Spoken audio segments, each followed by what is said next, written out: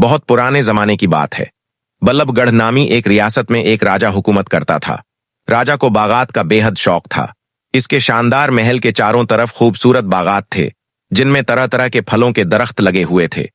इन्हीं बागात में एक ऐसा दरख्त भी था जो सोने के सीब देता था। ये दरख्त महल की शान था। उसकी हिफाजत के लिए राजा ने खास सिपाही मुकर्रर कर रखे थे। हर सुबह इस दरख्त के सीब गने जाते थे। एक दिन माली ने गनती की तो उसने घबरा कर देखा कि एक सोने का सीब गायब है। ये देखकर उसके होश उड़ गए। वो फौरन दौड़ता हुआ राजा के पास गया और कांपती हुई आवाज में बोला, महाराज, आज गनती में एक सेब कम है।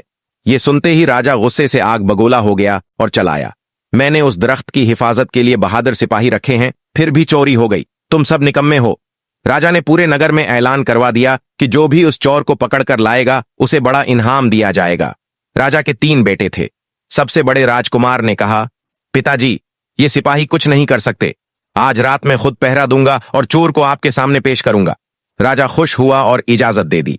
उस रात बड़ा राजकुमार पहरे पर जा पहुंचा, लेकिन कुछ ही देर बाद नींद के आगे हार गया। सुबह जब गनती हुई तो फिर एक और सीब गायब था। मायूस होकर राजकुमार ने यह खबर राजा को सुनाई। अगली रात मंजिला राजकुमार गया, मगर वो भी ज्यादा देर जाग न सका और सो गया। सुबह फिर देखा गया कि एक और सीब गायब है। अब तो राजा का गुस्सा और फिक्र बढ़ गई।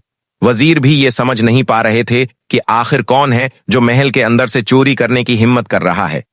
तब सबसे छोटे राजकुमार ने कहा, पिताजी, आज रात में पहरा दूंगा। लेकिन राजा उसे हमेशा निकम्मा और बेवकूफ समझता था। यह सुनकर वो भड़क उठा और बोला, तेरे दोनों बड़े भाई नाकाम हो गए और तू सोचता है कि कामयाब होगा। चुपचाप अपने काम में लग जा और महल की बातों में दखल ना दे। लेकिन छोटा राजकुमार अपनी जिद पर डटा रहा। आखिरकार राजा को इसकी बात माननी पड़ी और इजाजत दे दी। उस रात छोटा राजकुमार कमान और तीर लेकर दरख्त के पास जा बैठा। इसने तहिया कर लिया कि कुछ भी हो जाए वो नहीं सोएगा और जरूर चोर को पकड़ेगा। आधी रात हुई ही थी कि अचानक उसने देखा, आसमान से एक सुनहरी चिड़िया उड़ती हुई आई और सीधा सोने के सेब वाले दरख्त पर जाकर बैठ गई। कहानी का हिस्सा नंबर 1 और हिस्सा नंबर 2 भी उसी में शामिल हैं। हिस्सा नंबर 3 के लिए इंतजार कीजिए और अपना नाम कमेंट में लिखें।